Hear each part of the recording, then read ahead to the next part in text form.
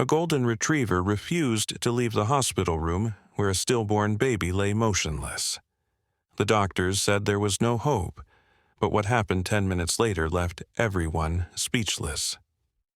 Before you watch, remember to like and subscribe so you don't miss another touching story like this one. And write in the comments where you're watching from and what time it is there. Get back now! The nurse's voice echoed through the hospital corridor as David burst through the emergency entrance, his golden retriever Max pulling hard on the leash. "Sir, you cannot bring a dog in here," another nurse shouted, rushing toward them. But David didn't stop. His face was pale, his eyes red and swollen. "Please," he choked out. "Please, just let me." "Security!" the nurse called. David's legs nearly gave out. His whole world had just collapsed, and now they were going to throw him out. But to understand why a man would bring his dog into a hospital maternity ward, we need to go back 6 hours.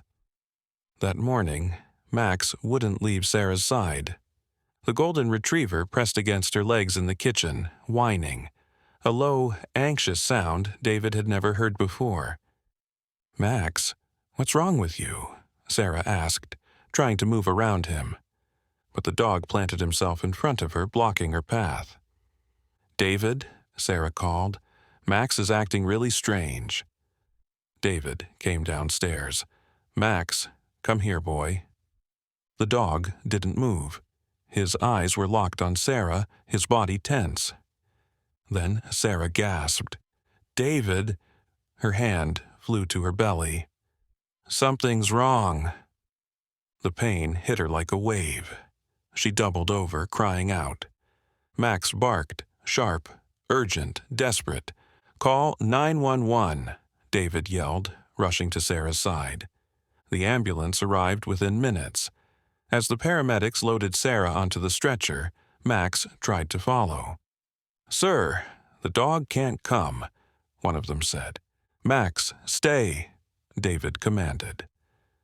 But as the ambulance pulled away, Max howled, a sound so mournful it made David's chest ache. At the hospital, everything happened too fast.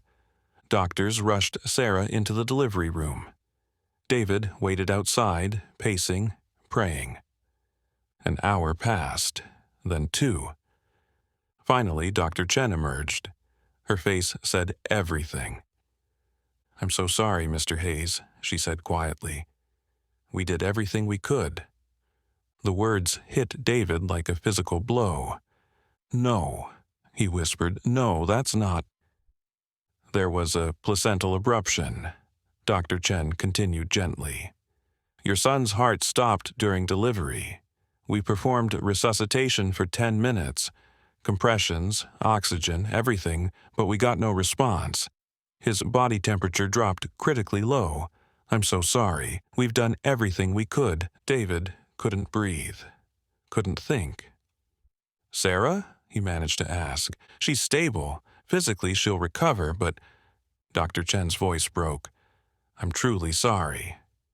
David stumbled into the room where Sarah lay, staring at the ceiling, tears streaming silently down her face.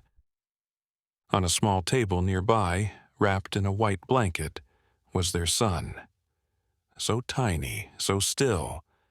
David approached slowly, his hands shaking. He touched the blanket, and the coldness of it, the absence of warmth, made him sob. Sarah turned her face away, unable to look. They sat in silence for what felt like hours. Then David's phone buzzed. A neighbor. "David, I'm so sorry to bother you at a time like this, but Max, he's going crazy.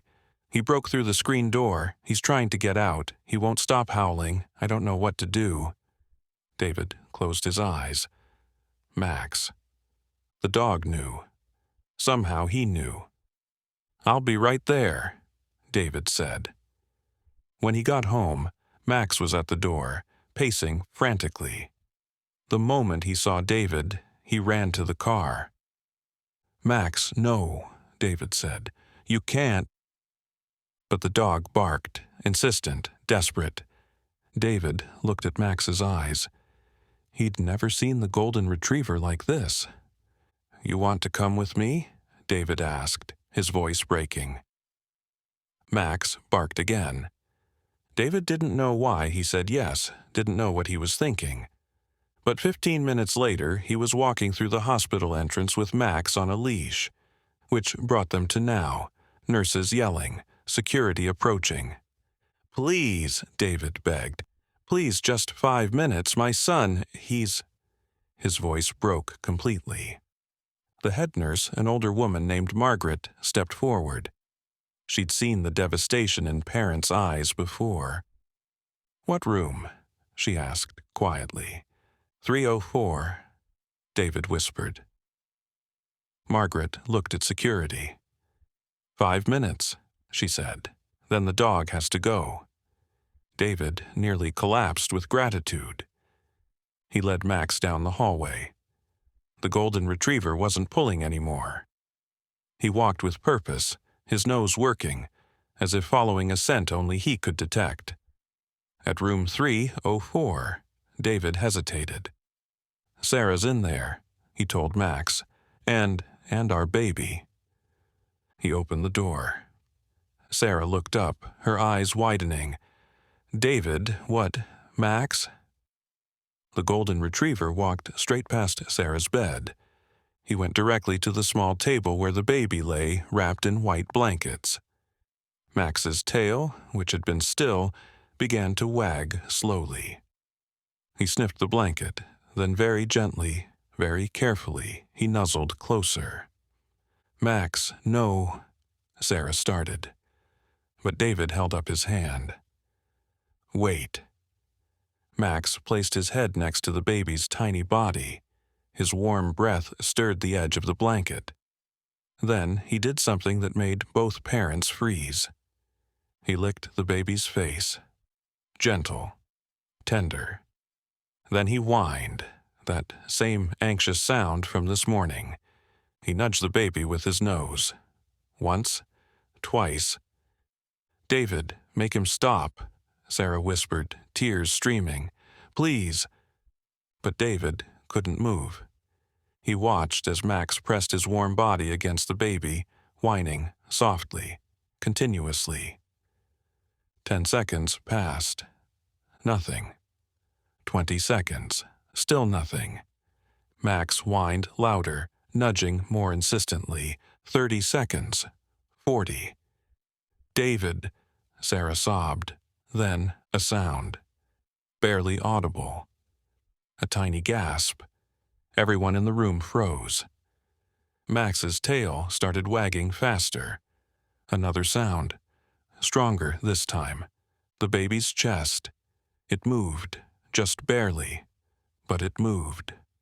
"Oh my God," Sarah breathed. Then a cry, weak but unmistakable. A cry. Sarah screamed, her hand flying to her mouth. "David!" David lunged for the call button, slamming it repeatedly. The baby's cry grew stronger. Dr. Chen burst through the door, followed by 2 nurses. "What's going—" She stopped dead. The baby was crying, moving, alive. "That's impossible," Dr. Chen whispered, rushing forward. She grabbed her stethoscope with shaking hands, pressing it to the baby's chest. "I have a heartbeat," she said, her voice trembling, strong and steady. She checked the baby's vitals, her hands moving quickly. Temperature rising, respiratory function normal, he's— She looked up at David and Sarah, her eyes wide with disbelief. "He's alive." The nurses stood frozen, staring. Max sat beside the table, his tail wagging, his tongue hanging out in what looked like a satisfied smile. Sarah was sobbing uncontrollably. "Let me hold him. Please, let me hold him." Dr. Chen carefully lifted the baby and placed him in Sarah's arms. The baby's eyes opened, just a crack, and he made a soft sound. Sarah clutched him to her chest, her whole body shaking. David dropped to his knees beside the bed, his hand on his son's tiny head, tears pouring down his face.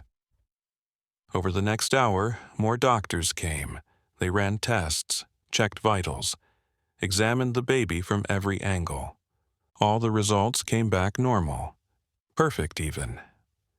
Later that evening, Dr. Chen sat with David and Sarah, trying to explain. "What happened today, it's rare, but not completely unheard of," she said carefully. "There's a documented phenomenon called the Lazarus syndrome. In very rare cases, spontaneous return of circulation can occur after resuscitation efforts have stopped." "But you said there was no heartbeat," Sarah whispered. "There wasn't. Not one we could detect. But sometimes, especially in newborns, the heart can be in such a weak state that our equipment doesn't register it. When body temperature drops as low as your baby's did, it can slow everything down to near zero." She paused. The combination of the dog's body heat raising his core temperature and the physical stimulation from the nudging may have been enough to restart his system. I've read about cases where hypothermia patients were revived after appearing dead. The cold protects the brain, slows everything down. Then warmth can bring them back. "So, it wasn't magic," David said. Dr. Chen smiled softly. "Science and miracle aren't always opposites. The timing, the dog knowing to come, the exact combination of warmth and stimulation at the right moment, that part, I can't explain. But your son is here. He's healthy, and that's what matters." They named him Liam, and Max never left his side. That night, after all the tests were done, and Liam was sleeping peacefully in Sarah's arms, David sat on the floor next to Max. "You knew," David whispered, scratching behind the dog's ears. "You knew he wasn't really gone. You knew you could bring him back." Max licked David's hand, then rested his head on David's lap. "Thank you," David said, his voice breaking. "Thank you for not giving up when we did." 3 days later, they brought Liam home. Max walked beside the car seat, his body pressed close, protective.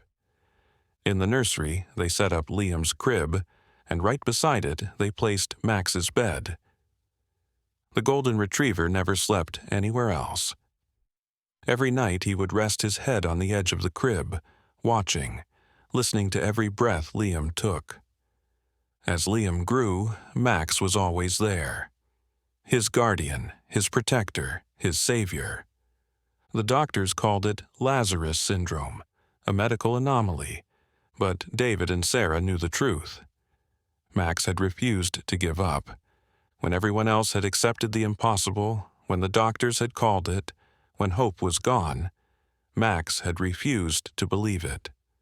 And somehow, through warmth, through love, through sheer stubborn determination, he'd brought their son back. If you were the doctor, would you have let the dog into the hospital room? Yes or no? Let us know in the comments below. If you liked the story, subscribe to this channel and leave a like. Thanks so much for listening. See you in the next video. Have a great day.